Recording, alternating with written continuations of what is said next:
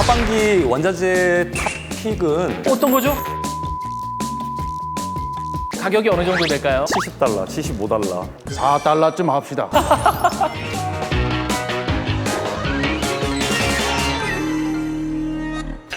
투자로그인의 해외 주식 토크쇼 먼나라 이웃 주식입니다. 안녕하십니까. 프리 아나운서계의 관심 종목 관종 김기혁입니다. 반갑습니다. 안녕하십니까. 저는 성대모사의 우량주 개그맨 안윤상입니다. 네. 가격이 어느 정도 될까요? 조금 비싼. 성대모사 했을 때 기억나는 사람 누구 있어요? 그러면 한 5명 중에 한 2명 정도는 안윤상이라고 하는 사람들이 있지 않을까. 5명 중에 4명이죠. 그렇게 해주면 좋고. 많은 분들이 또 안윤상님 덕분에 출연을 하고 계시니까요. 네. 예. 저를 섭외하시면은요 많은 분들의 출연 효과 누릴 수 있어요. 근데 오늘 오실 분은 보험 계통으로 말하자면 보험왕. 전국 1위. 뭐 이런 아, 느낌. 그런 예. 거 그런 느낌. 모셔보겠습니다. 어서 오세요. 반갑습니다. 굉장히 편해 복장이. 여기 오신 분들 다 정장 빼고 와갖고 예 반갑습니다. 이러면 땀 쫙쫙 흘리는데 예. 벌써 아우 표정 봐봐요. 여유가 있어요. 그냥 이때까지 소개하셨던 분들이 다들 뭐 연구원, 수석연구원 예. 뭐 이런 식으로 소개를 하셨을 텐데 저는 명함상으로는 연구위원. 위원. 위자가 들어갔어요. 위원. 위에 있다는 거죠. 이거 딱 사진을 보내왔어. 딱 이렇게 나봐. 형은 저런 프로필 없었거든요. 1위니까 그러니까요. 눈치 볼 게 없지 내가 1인데. 내가 막너 수장하고 사장하고 막 다 했어. 이런 거 잘하는데? 잘하는데? 좋죠. 안녕하세요. 저는 NH투자증권에서 대체 투자, 그중에서도 원자재 분석을 담당하고 있는 황병진이라고 합니다. 펭수 씨. 펭수입니다. 반가워요. 황병진 연구위원님 반갑습니다. 자, 근데 해외 주식 소개하는 콘텐츠거든요. 근데 원자재가 무슨 상관이에요? 이게 주식이랑 무슨 상관이야? 라고 생각하실 수도 있는데 주식시장에 상당히 좀 많은 영향을 미치고 있고요. 글로벌 경기의 사실상 현 상황 자체를 가늠하는 가장 중요한 지표다라고 좀 보시면 될 것 같아요. 원자재는 뭐예요? 사전적인 의미부터 말씀을 드리면 네. 공업의 원료로 사용되는 자재라고 합니다. 원자재는 크게 4가지 섹터로 나눠 보실 수가 있겠습니다. 가장 큰 섹터는 저희가 원유라든가 가스라든가 석탄, 에너지 섹터가 있고요. 두 번째로는 금 아니면 은과 같은 귀금속 섹터가 있고, 세 번째로는 산업금속, 산업에 사용되는 금속들이라고 해서 구리, 알루미늄, 니켈 이런 자산들이 있습니다.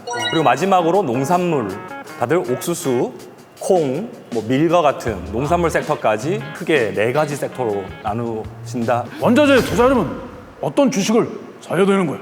저기에 투자하고 싶으면 S5에 사면 되나? 의리로 제대로 알려줘! 먼저 원자재 가격에 직접 투자할 수 있는 방식이 있어요.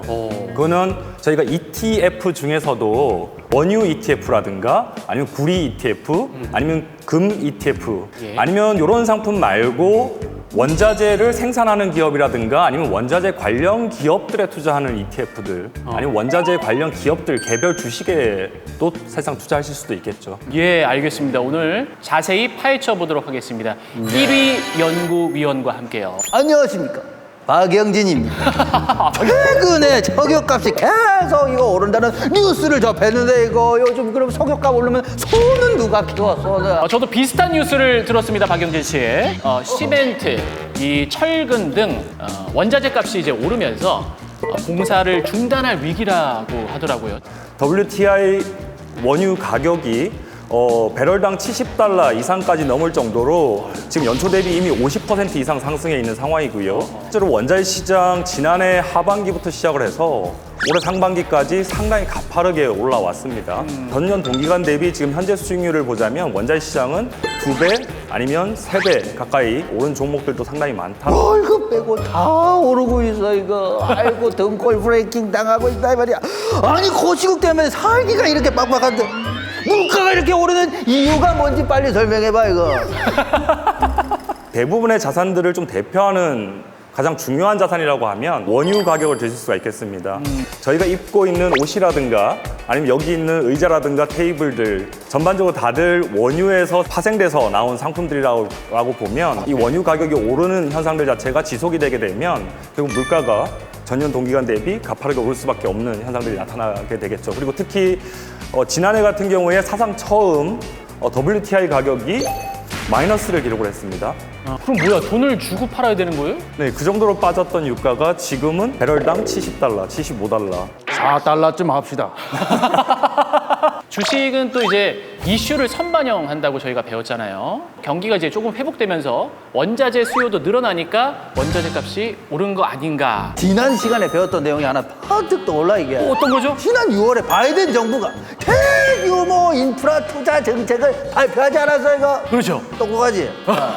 미국이라는 어마어마하게 큰 나라에서 원자재를 많이 쓰기 시작하니까 당연히 가격이 오르는 거야 이게. 어때 똑똑하지? 지금 8회 차인가요? 8회 차입니다. 네. 그래서 그런지 두 분 다 상당히 좀 전문가. 아유, 이 정도쯤이야 이거. 네. 1위한테 인정받았어요, 우리. 예. 그럼. 하지만 원자재 투자할 때 저희가 가장 좀 중요하게 영향을 미치는 거는 좀 달러화 가치라고 보시면 될 것 같아요. 결국은 지난해 코로나19 여파 때문에 미국의 중앙은행이라고 하는 연방준비제도 이사회가 달러화를 막 찍어서 시장에 풀다 보니까 달러화 가치가 상당히 많이 급락을 했었죠. 네. 그래서 달러화 가치가 급락을 하게 되면 달러화로 표시되는 원자재 가격 같은 경우에는 가만히 있어도 평가 절상이 되게 돼서 원자재 가격은 올라가는 경향이 있고요. 농산물 같은 경우에는 아마 지난해 여름쯤에 중국 남부 지역에 대홍수가 발생을 해서 뭐 댐이 무너진다 예. 이런 이야기도 상당히 많이 나왔었는데 라니냐가 발생해버리면서 북미 지역이라든가 남미 지역에서는 가뭄이 와버리고 오히려 아시아 쪽에서는 홍수가 나버리다 보니까 농산물 작황이 다 망가져버려서 농산물 가격도 상당히 가파르게 올라가고 있는 영향들이 나타나고 있죠. 그래서 원자재 가격이 오르면은 내 주식에 좋다는 거예요? 나쁘다는 거예요? 가치주를 봐야 된다라고 하는 그런 투자 전략들이 상당히 많이 나올 거예요. 대표적인 가치주들이 철강, 금속, 아니면 에너지 관련주들, 텔레콤. 텔레콤 방어주 네, 이고요. 죄송합니다. 네. 이들 가치주들 같은 경우에는 원자재 가격이 오르고 인플레이션이 발생을 하면 결국 이 원자재 가격이 올라간 만큼 판매 가격을 사실 인상을 할 수 있고요. 예. 판매 가격을 인상하면서 그만큼 이익을 더 늘릴 수 있다라고 하는 측면에서 오히려 그런 부분에서는 가치주 중심으로 저희가 투자하신다라면 예. 원자재 가격 보시면서 상당히 좋은 전략을 짤 수 있지 않을까. 그럼 더 질문이 있어요. 그럼 반대로 원자재 가격이 오르면 힘들어지는 주식이 있나요? 먼저 원유부터 말씀을 드리면 정유 제품 가격이 올라가는 속도보다 유가가 올라가는 속도가 더 빨라버리면 오히려 정유주들 입장에서는 마진이 사실상은 깨져버릴 수도 있다. 근데 석유 가격을 살펴보면 조만간 달나라로 갈 것 같습니다. 왜 석유만 상승세가 계속되는 거죠? 원유 같은 경우에는 6월에서 8월이 연중 최대 성수기라고 일단 보시면 될 것 같습니다. 미국이라든가 선진국 같은 경우에는 차 몰고 밖으로 이렇게 여행하는 수요가 상당히 많아지다 보니까 네. 6월에서 8월로 들어오면서 이 수요에 대한 낙관율이 상당히 좀 높아졌고요. 거기다가 지난해 11월부터는 미국을 중심으로 해서 백신 맞는 속도 자체가 빨라지다 보니까 원유의 수요가 이제는 코로나19의 여파를 벗어나서 정상화될 거야라고 하는 기대감 자체가 유가를 상당히 빠른 속도로 끌어올렸다라고 보시면 될 것 같습니다. 석유 관련주에 투자를 하는 게 지금 좋을까요? 저희 NH투자증권에서는 유가는 65달러 이상에서 오래 지속이 되면 지속될수록 사실상은 경기에는 좋지 않다라고 좀 보고 있습니다. 지금 현재 단기적으로는 75달러까지 올라오면서 오버슈팅을 하고 있긴 하지만 저희는 여기서 추격 매수하기보다는 상당히 좀 중립적인 관점으로 원유는 좀 봐야 된다. 그러면 금이나 은 이런 건 어때? 응? 부자들은 금고에다가 의리 없이 자기들 다 이렇게 자기들만 쌓아놓고 있어. 의리가 없어. 나눠줘야지. 나도 이렇게 쌓아서 뭐 할 거야? 금 같은 경우에는 저희가 2018년 말부터 이미 강세 사이클로 들어왔고 2021년 상반기까지 강세를 지속해 왔다라고 보면 예. 약세 사이클로 들어가는 것도 여타 원자재 자산들보다는 좀 더 빨리 들어갈 수 있고요. 인플레이션에 대한 기대도 이제부터는 꺾을 수 있기 때문에 장기적으로 이제는 투자 매력이 없는 자산이다. 지난 1년간 구리 가격이 57% 올랐습니다. 전기차 생산이 늘어나면서 구리값도 꾸준히 올라갈까요? 구리! 구리. 의리가 아니고 구리! 구리! 구리라든가 니켈 아니면 히토류, 리튬, 코발트 같은 산업용 금속 같은 경우에는 단기적으로 조정이 나온다라면 언제든지 더 많이 사자. 장기적인 관점에서는 전기차, 태양광, 풍력, 거기다가 전력을 모으는 전력 집전체라고 하는 ESS와 같은 산업들이 저희가 4차 산업혁명을 이끌어가는 주요 산업이라고 보는데 이 산업들에 공통적으로 들어가는 원자재가 뭐냐라고 하면 구리라고 보시면 될 것 같아요.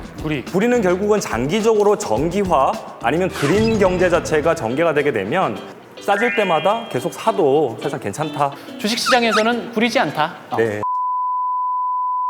구리가 이렇게 비싸면 이제 그런 거 만드는 것도 비싸지겠다. 그렇죠. 앨런 머스크도 사실상 가장 걱정을 했던 게 니켈 가격, 아니면 리튬 가격, 코발트 가격 올라가다 보니까 결국 전기차 가격이 딱 정해져 있다라고 보면 전기차 가격에서 원료 가격들이 올라가게 되면 실제로 또 기업에서는 생산가가 올라가니까 생산 단가가 올라가고 마진이 줄어들 줄어들 수밖에 없고. 그러면은 어떤 종목을 사면 될까요? 예, 오늘의 핵심 질문입니다. 저희 하반기 원자재 탑픽은 구리를 비롯한 산업금속 섹터입니다. 그래서 산업금속 섹터에 투자할 수 있는 대표적인 원자재 ETF로는 DBB와 영국 런던 증권거래소에서 상장되어 있는 AIGI라고 하는 ETF가 있습니다. DBB라고 하는 상품은요, 구리, 알루미늄, 아연을 동일 가중 방식으로 투자를 하는 세 가지 금속에 투자하는 상품이다라고 좀 보시면 될 것 같고요. AIGI 같은 경우에는요, 네. DBB와는 다르게 니켈까지 포함하고 있습니다. 아, 니켈. 여기에 플러스 니켈. 전기차 리튬 이온 배터리의 양극 활물질, 그 중에서도 NCM 방식에서 811 방식이라고 하면 니켈이 가장 많이 들어가게 되잖아요. 그럼 니켈 좋게 본다라고 하면 니켈 뭐에 투자할 수 있을까라고 보면 AIGI라고 하는 ETF 투자하시게 됩니다. 여러분 잘 판단하시고 관심 있게 지켜보시면 좋겠습니다. 네, 여러분 오늘도 성공 불장 성불하세요.